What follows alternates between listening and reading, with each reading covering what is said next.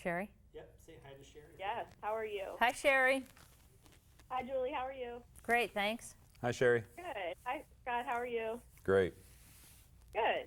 I'm hoping that my kids will stop fighting so that you can't hear them in the background. Right on. I know that world. It's been one of those mornings, so so keep your fingers crossed, and if you hear them, I apologize. No worries. Okay, well, thanks for your time this morning. Scott, I'm going to go ahead and start with you. Talk to me about the important connection between athletic pursuits and carbohydrates. Sure. I think the easiest analogy is to think about NASCAR and the stock cars that run at 8,000 and 9,000 RPMs for 500 miles. It's a high intensity for a long duration of time. And athletes, whether it's in training and then certainly in competition, are going to be at a high intensity for most of that period, and that's a long period of time. And again, there's practices that can last 2 or 3 hours. And so the fuel source for that is only carbohydrate in the form of sugar.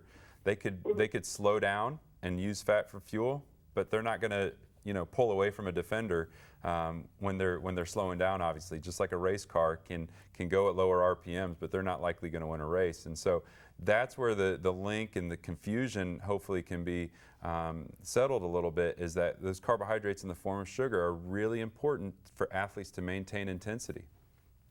Okay. But are there any specific carbs in particular, like specific items that don't carry the same nutritional value that should be avoided?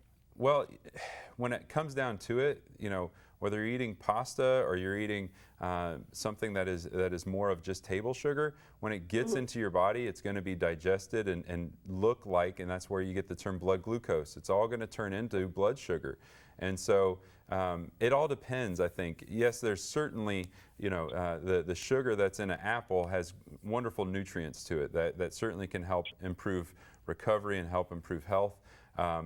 But you're not going to eat an apple while you're in the middle of a hockey game, and you're not going to do those sort of things. And so that's where sports drinks like Gatorade are formulated after looking at 50 years of research to be a mix of sugars that are digested easily, that are used quickly for the body.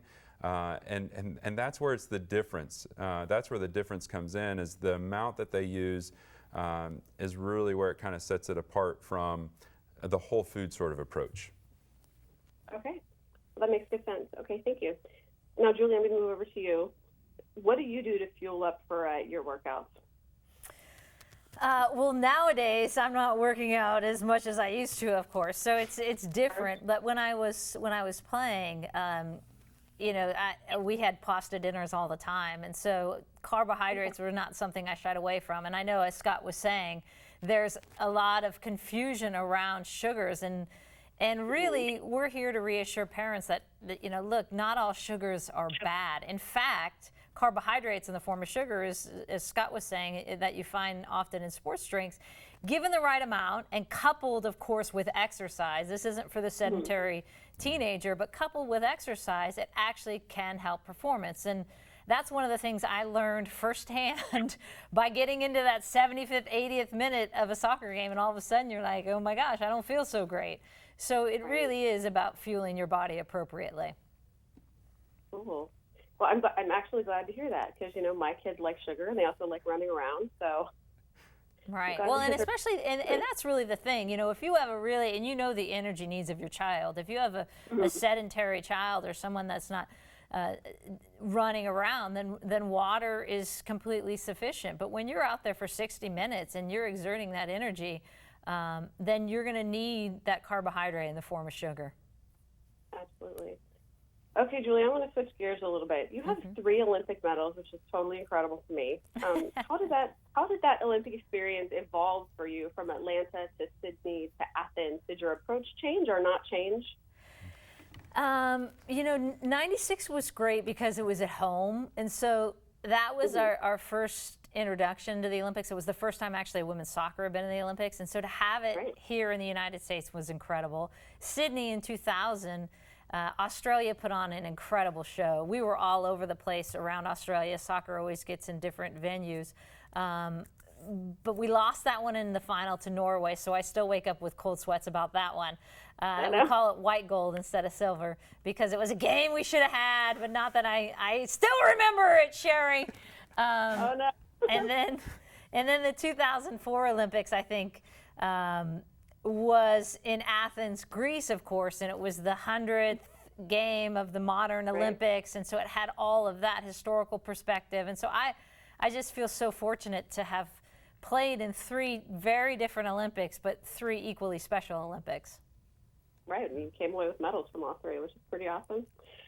So after 17 years as part of the U.S. national team, you must have had some fairly strong feelings when you finally ended up leaving. What do you miss most about that sisterhood? You know, I think when people ask me that, I think they're going to think I'm going to mention a World Cup or an Olympics. And really the thing I miss the most is just that. You just hit on it, the sisterhood. You know, there was laughter everywhere we went, on the bus, in the hallways, hotel rooms. I mean, it was a crazy, fun group of women that weren't just extraordinary athletes, but most important to me, they were amazing human beings. And that's the thing that I'm constantly talking to kids about, is that, you know, look, sports are fun, right? This is supposed to be fun. And I look around sometimes today with competitive youth sports, and I'm sure, Scott, you see it all the time. It's so intense, and it's very serious, and it's very competitive. And we lose sight of the fact that you're out there running around with friends doing a really fun thing. And so I just hope that parents and coaches can reinforce that with kids to bring laughter back into youth sports. Oh, good. No, I totally agree on that. It does not look fun from watching. It doesn't look fun most of the time. It's intense. I'm like, come on, we're not in a library. This isn't church. You don't have to be quiet. Let's go. Right. So speaking, we're talking about, but now getting back to competitive soccer, actually, I wanted to ask you about the World Cup that's coming up. What are the big things we can expect from? I mean, obviously we'll expect big things from all of the players, but which of the women are standing out in your mind in terms of making a really big impact this year? Well, obviously the one player that people talk to is Alex Morgan, and she's just a tremendous player. She's a great finisher. She has pace. She's got technical ability, so she brings all the elements of the game. The one thing right now with Alex Morgan that's the big question mark is her health, and she's been struggling with a series of injuries. But if she's healthy, and I don't mean to put all the pressure on her because they have a lot of really good players like Abby Wambach, Kristen Press, Sydney Leroux. They have this embarrassment of riches for forwards. But if Alex Morgan is healthy, she's a total game changer for the United States, and I think they could win this World Cup. Okay, do you feel like assuming the role of a broadcaster has changed the way you see the game at all? It's made me think more as a coach, for sure, because you have to watch it differently.